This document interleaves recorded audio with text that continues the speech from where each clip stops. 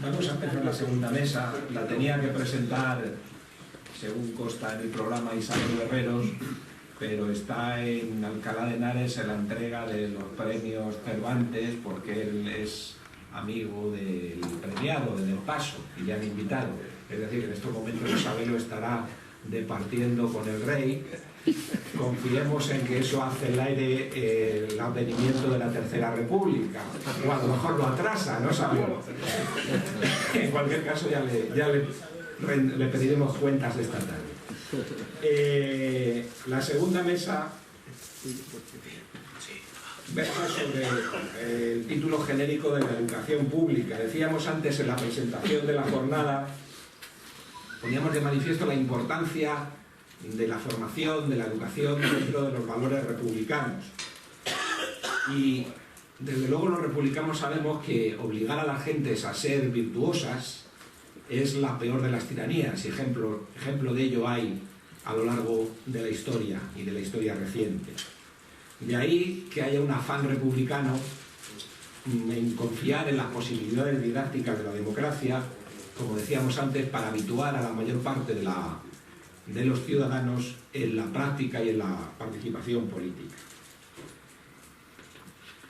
Es, por una parte, efectivamente la educación, como decíamos antes, para la ciudadanía debe venir de la praxis, de la práctica democrática, pero también la escuela pública laica y universal, ha de tener la función moralizadora de enseñar a elegir libremente y enseñar hábitos y sentimientos para evitar la manipulación. Lo que decíamos de que la democracia es fundamentalmente un derivado de la cultura, que decía Manuel Azaña. Y así esa escuela pública que respete el pluralismo ideológico y la libertad de conciencia debe educar para conocer, o mejor, para incitar a conocer, para valorar y razonar. Porque entendemos que una persona que es capaz de juzgar moral y estéticamente el mundo en el que vive, es más probable que sienta la necesidad de comprometerse activamente en su mejora y a participar, en el sentido doble de tomar partido y de tomar parte. Tomar partido ante las cuestiones públicas que se consideran importantes mediante el voto o ejerciendo su libertad de expresión o manifestación, y tomar parte en el sentido de implicarse cotidianamente en la vida democrática para decidir, cooperar y deliberar como consumidor, como trabajador, como miembro de una asociación, como ciudadano en definitiva. Y para hablar de este tema tenemos a dos amigos que agradecemos su presencia aquí, que son una voz autorizada en esta materia. En primer lugar tenemos a Feliciano Páez Camino, nacido en Argel en 1954. Feliciano, algunos le conocéis, es hijo del exilio republicano, que es doctor en Historia, catedrático de instituto y profesor asociado en varias universidades, en la Complutense, la Carlos III y en la Sorbona de París.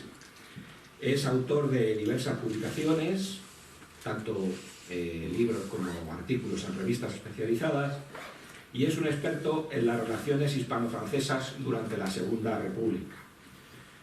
Dentro de sus obras pues, están los movimientos sociales hasta 1914, democracias y dictaduras en los años 30, y una novela histórica de ficción autobiográfica que os recomiendo, que se llama En el sabor del tiempo.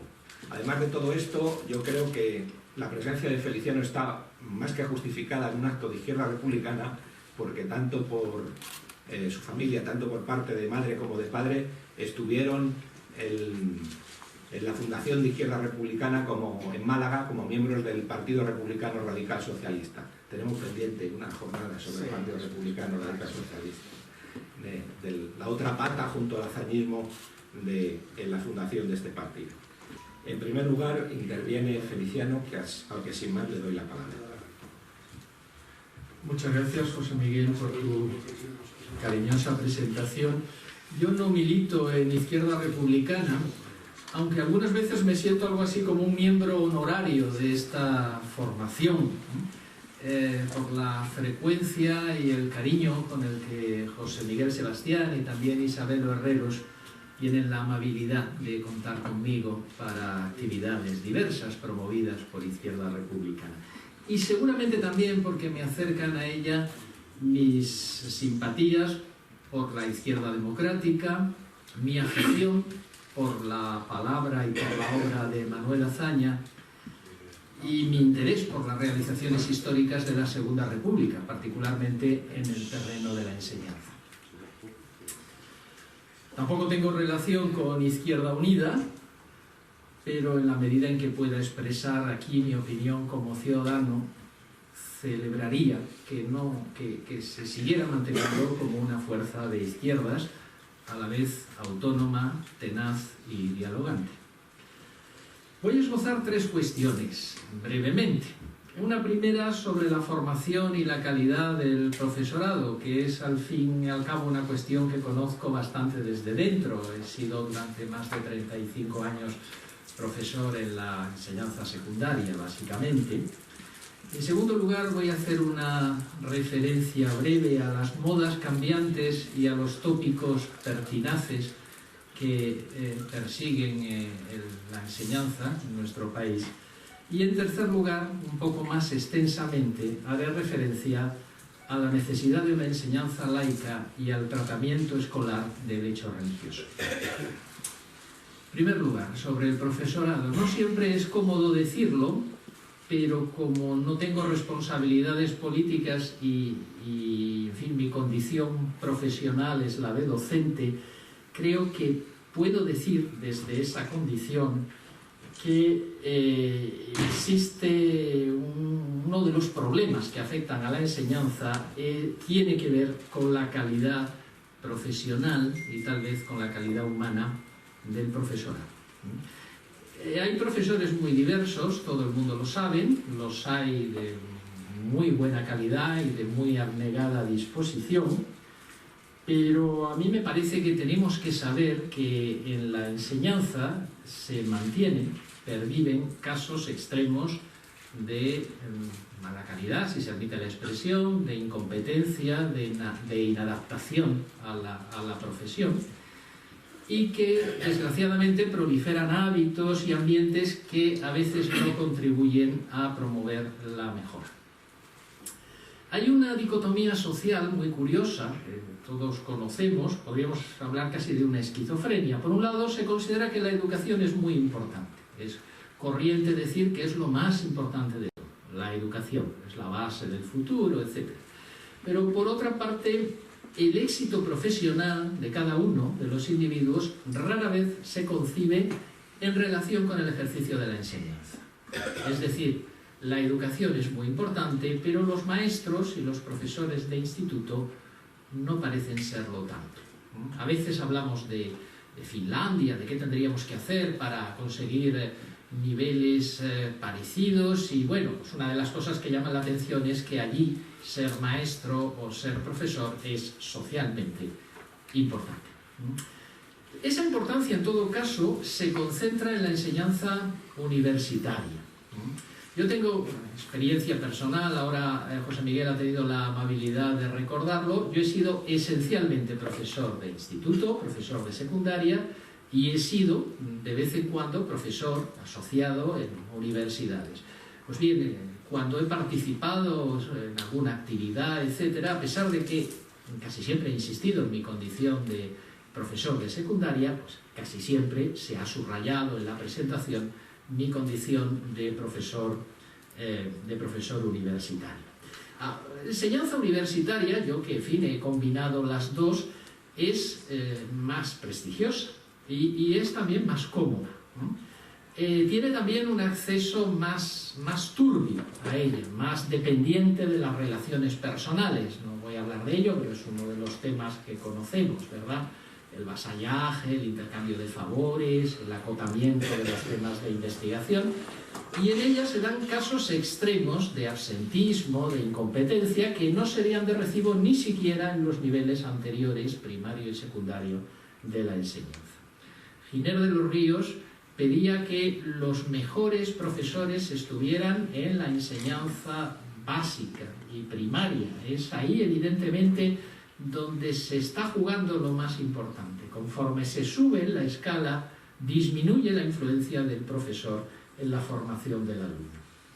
Yo tengo la impresión de que la situación cambiará, o por lo menos una manifestación de un cierto cambio de la situación se producirá cuando los buenos estudiantes, abiertos a la cultura y al progreso social, estudien magisterio y no fisioterapia, por ejemplo, altos niveles de exigencia. Cuando sea importante socialmente y se requiera cierto nivel académico para hacer estudios de magisterio.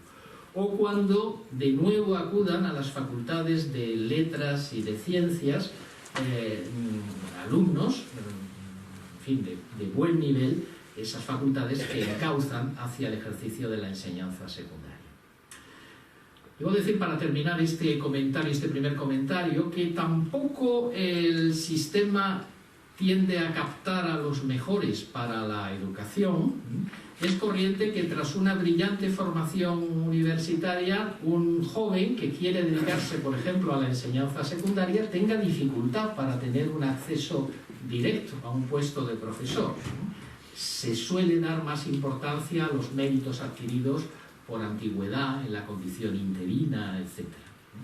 Y el propio avance en la actividad profesional se concibe normalmente fuera de la actividad propiamente docente. Dicho de otra forma, si un profesor de instituto, por ejemplo, quiere progresar, normalmente lo que tiene que hacer es dejar de ser profesor en ejercicio, pasar a junta directiva de su centro, a funciones de asesoría o de gestión en la administración educativa o en otras instituciones, etc. Hay, por lo tanto, un problema, que es el de que hay una cierta resistencia a la jerarquización por méritos en el ejercicio de la profesión docente, y como suele ocurrir en esos casos, se imponen otras jerarquías que a menudo tienen poco que ver con lo docente. Quizá podríamos señalar aquí que los sindicatos han tenido a veces un papel conservador en ese sentido, inspirados en un cierto igualitarismo externo, ¿no?, y en la defensa de los que tienen un puesto de trabajo frente a los que no han accedido a él. Y los sindicatos llamados profesionales añaden además el cultivo de un cierto victimismo que han convertido casi en una seña de identidad, en el que la administración, los padres y los propios alumnos aparecen a menudo como los agresores de un profesorado maltratado. Segunda cuestión a la que quiero referirme: la importancia que en la enseñanza tienen las modas cambiantes y los tópicos pertinaces. Esas modas son esencialmente modas didácticas, permítanme la expresión, modas. Generalmente están regidas por profesores universitarios, se dirigen hacia la primaria y la secundaria, pero están concebidas y dirigidas por profesores universitarios del ámbito psicopedagógico. Y proyectan una influencia sobre la primaria y la secundaria con dosis bastante considerables de experimentalismo didáctico y de dogma léxico, porque lo importante es que los profesores adopten el nuevo código, ¿no?, y adapten a él sus enseñanzas. Yo he atravesado en mi experiencia docente, como supongo que aquellos de vosotros que hayáis ejercido la enseñanza durante años, pues varios de esos grandes modelos didácticos, desde la programación por objetivos, que era lo que estaba de moda a finales de los años 70, pues a los recientes estándares de conocimiento, pues pasando por los diseños curriculares, etc. Advierto en ellos un cierto fondo mesiánico, redentor, ¿no?, que si siempre van a transformar mucho la enseñanza, que hasta ese momento no, descubrimiento de transformaciones esenciales, un cierto espíritu redentor, que a mí me parece que a lo mejor algo tiene que ver con la formación religiosa o incluso clerical, que al margen de las diversas ideologías han compartido muchos de los promotores de estas sucesivas reformas. Vista en perspectiva histórica, su sucesión ofrece la imagen de un movimiento pendular, ¿no?, en el que se pasa de una ortodoxia a otra, a menudo la contraria, sin encontrar una síntesis crítica. Esa tendencia pendular también lleva a profesores a desplazarse sin mucha mesura, pues del coleguismo al autoritarismo o viceversa. Además de eso, la enseñanza es un terreno propicio para ciertos tópicos, algunos muy pertinaces, como ese que establece que los alumnos se portan cada vez peor, lo han oído muchas veces, o que saben cada vez menos. Esto se dice, en cada nivel se suele echar la culpa a los de antes, ¿no? ¿Qué les enseñarán la que vienen sin saber qué les enseñarán? Se quejan los universitarios de los profesores universitarios, ¿qué les enseñarán en el instituto, qué les enseñarán en el colegio? Así hasta las guarderías, donde seguramente está el origen del problema. Y casi siempre se habla de una degeneración, pero tampoco se aclara mucho dónde está el origen, la época dorada en la que esto no estaba tan mal. A mí pues me parece que eso es un tópico que a veces nos impide analizar con sentido de la realidad los problemas. Los tópicos a veces sobreviven a los cambios, y algunas veces los tecnológicos refuerzan los tópicos más que ayudan, los cambios tecnológicos, quiero decir, más que ayudan a salir de ellos. Y quiero hacer, en relación con este punto, una referencia a uno de los tópicos más corrientes, sobre todo en los últimos tiempos, que es ese que alude a la ausencia de un acuerdo nacional o de un pacto de Estado sobre o por la educación. Porque las dos fuerzas gobernantes o los partidos turnantes han hecho siempre su propia ley sin contar con los demás, etc., ¿no? La LOCSE, la Non Nata LOCE, la LOE, la LOMCE, etc. Es verdad, los tópicos suelen tener una parte de verdad, es verdad que ese vaivén es muy lamentable, pero no es verdad que todos tengan la misma responsabilidad en él. El Partido Popular ha sido prácticamente el único en no prestarse a un consenso con los demás, de forma clamorosa con la propuesta de pacto educativo promovida por el ministro Ángel Gabilondo, hace no tanto, y en aprobar una ley sin otro apoyo que el de su propio grupo, como es el caso de la ley vigente, la LOMCE, aprobada el 9 de diciembre del 13. Así que en este, como en otros terrenos, no es justo calificar negativamente por igual a todas las fuerzas políticas. Las responsabilidades están desigualmente distribuidas. Eso sí, tanto el PSOE como el PP han hecho llamativas concesiones a la Iglesia Católica, siempre insuficientes, porque la Iglesia es insaciable en este plano y digamos que todas las concesiones se las toma a beneficio del inventario. Pero, eso también hay que advertirlo, solo el PP ha llegado a esa inicua regresión, que nos remite a épocas predemocráticas, de convertir la religión católica en una asignatura de valor académico a todos los efectos. Lo intentó con la LOCE y se remedió por la victoria electoral del año 2004 y ha vuelto a ello con la LOMCE y está empezando a ponerse en marcha si no se remedia.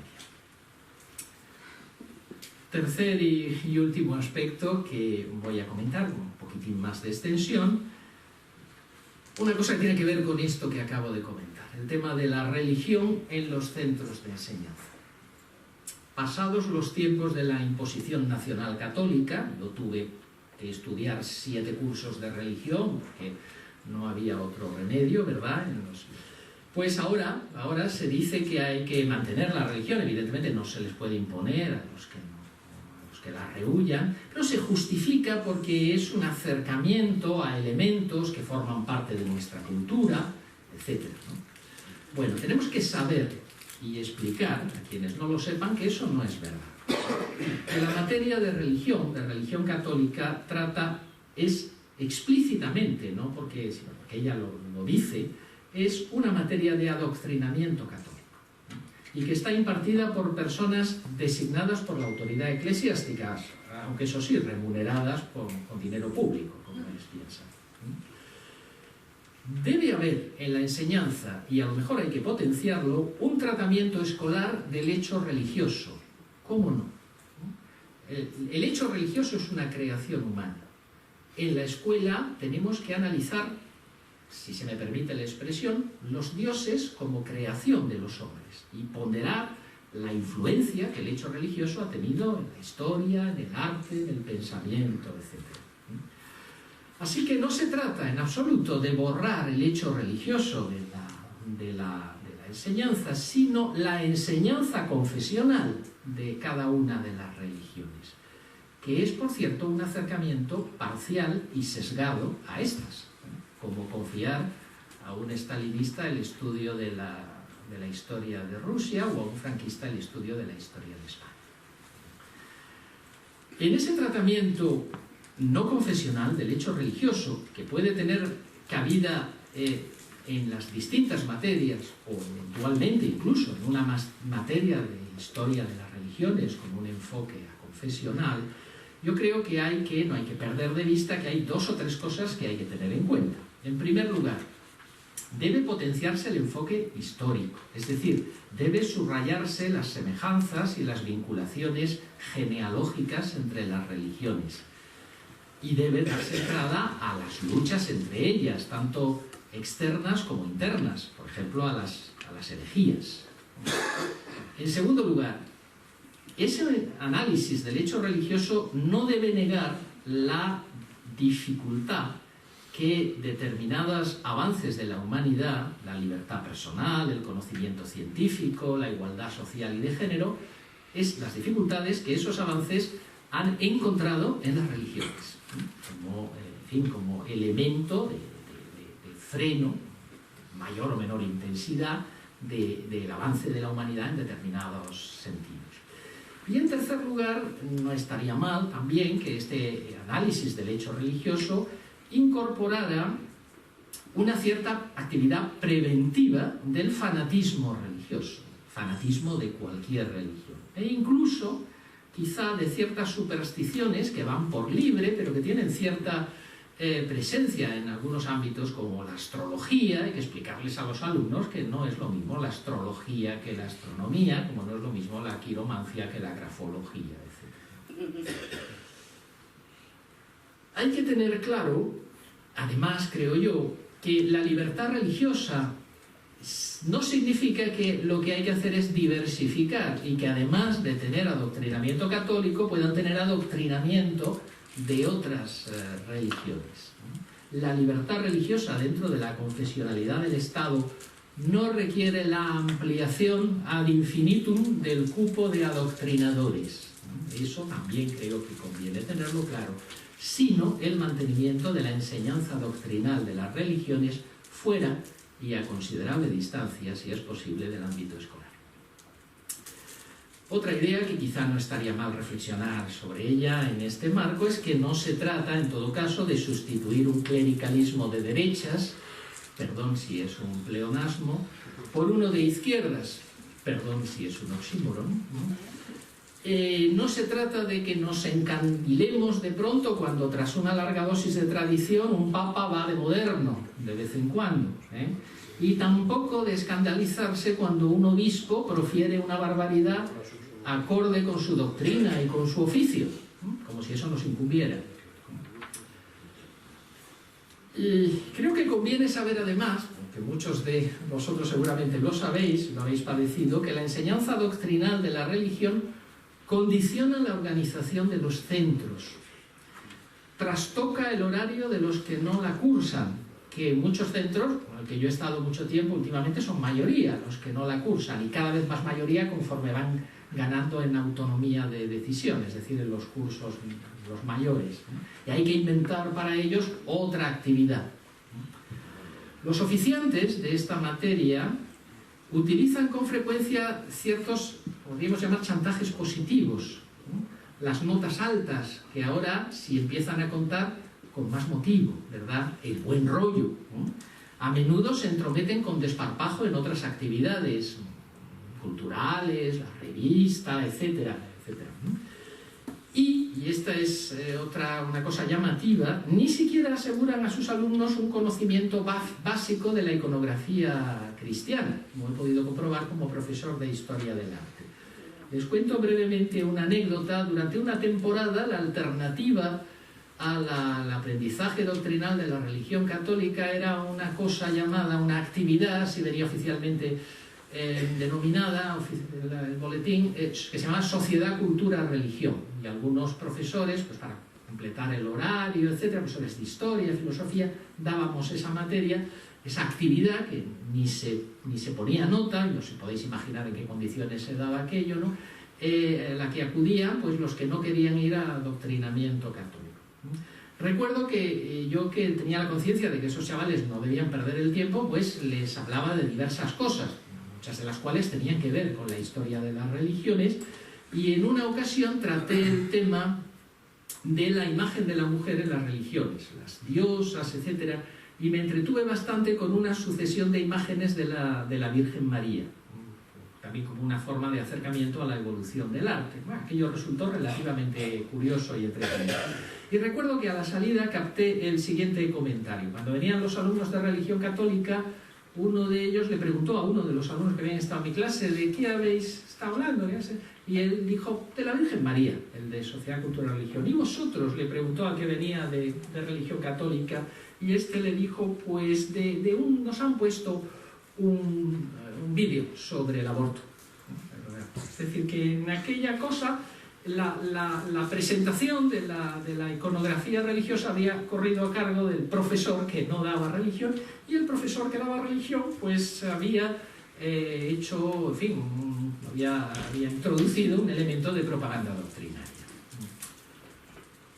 No les suele gustar a los profesores de religión, a los que forman parte de ese ámbito, que otros hablen de religión. Es decir, que los que no adoctrinamos tengamos en cuenta el hecho religioso, no es algo que les guste particularmente. Esa mirada exterior, relativizadora, aunque respetuosa, no les tranquiliza particularmente. Lo consideran una intromisión, ellos que tanto se entrometen por lo demás en la vida de los demás, ¿no? Y curiosamente, son ellos los que más se opusieron, por ejemplo, a la educación para la ciudadanía, de la que temían que fuera adoctrinadora. Pues vaya por Dios, ¿no? Algunas consideraciones sobre este tema. La instrucción cívica, no sé si hay que llamarlo educación para la ciudadanía o de otro modo, puede cristalizar en una materia. Es de esperar que si alguna vez reaparece sea con un poquito más de solidez que experiencia anterior, pero en todo caso lo que no hay que olvidar es que es una tarea de la acción educativa en su conjunto. Todos educamos para ser ciudadanos, ¿no? Al igual que la formación moral. Como bien dijo Azaña, y es la segunda vez que se le menciona en esta mesa, hay un enlace de la conciencia personal con el deber público. Qué bien decía las cosas Azaña. Hay un enlace de la conciencia personal con el deber público. Y eso debe dirigirse a todos los alumnos, con independencia de sus creencias y de las de sus padres. Me atrevería a decir que a los de tradición católica quizá con particular énfasis. Cuando defendemos con claridad y con firmeza cordial estas posiciones, a menudo nos suelen asustar con el fantasma o con el reproche del anticlericalismo.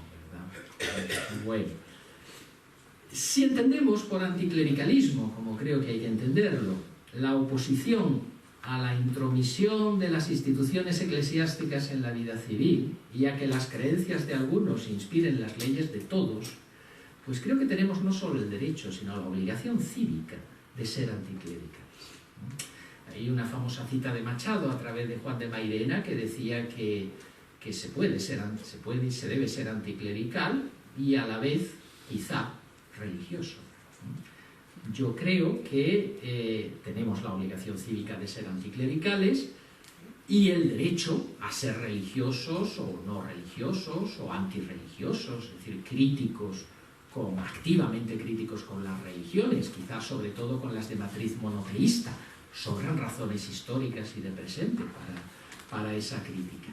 Y todo eso, ese anticlericalismo y esa posibilidad de posición crítica con respecto a las religiones, sin merma de nuestro respeto a la libertad de los demás, de nuestra voluntad de diálogo, ni siquiera el cultivo de nuestra propia espiritualidad. Bueno, unas palabras de enfoque histórico para terminar.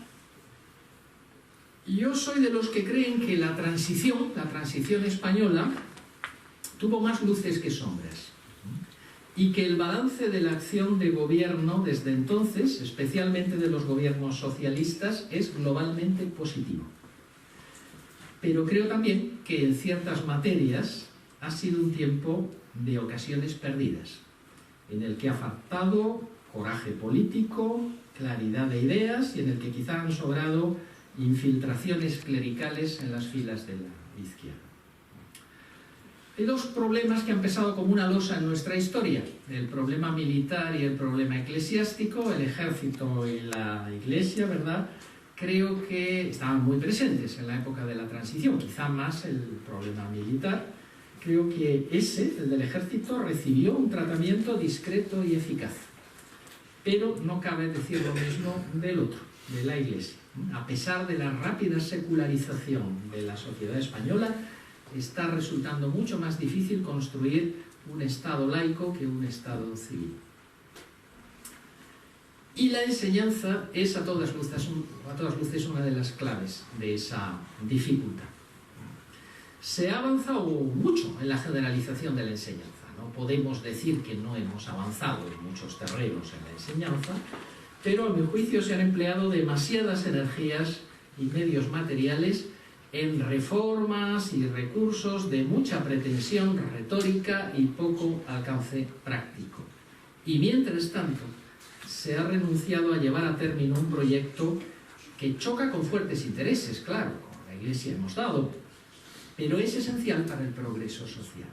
Es el de construir una enseñanza pública, integradora y de calidad, y no emplear recursos que son de todos en subvencionar dogmas privados. Yo creo que esa es una tarea en la que algo se ha avanzado y también se ha retrocedido, efectivamente en los últimos tiempos, pero cuyo cumplimiento cabal está pendiente. Y creo que hay que sumar fuerzas para desarrollarla. Hay que practicar una transversalidad ideológica no excluyente, aunque sepamos que sus bases de apoyo están sobre todo en la izquierda. Pero creo que hay que ser amplios en la movilización de la voluntad laicizadora en las instituciones y particularmente en la enseñanza. Mi impresión es que, con la excepción del PP y de una parte de la derecha nacionalista vasca y catalana, las posiciones laicas prevalecen hoy día con más o menos coherencia en las restantes fuerzas políticas. Así que bien podría ser este de la enseñanza pública y laica un terreno de entendimiento en el marco de una amplia alternativa a la permanencia de la derecha en la gestión de los asuntos públicos. Muchas gracias.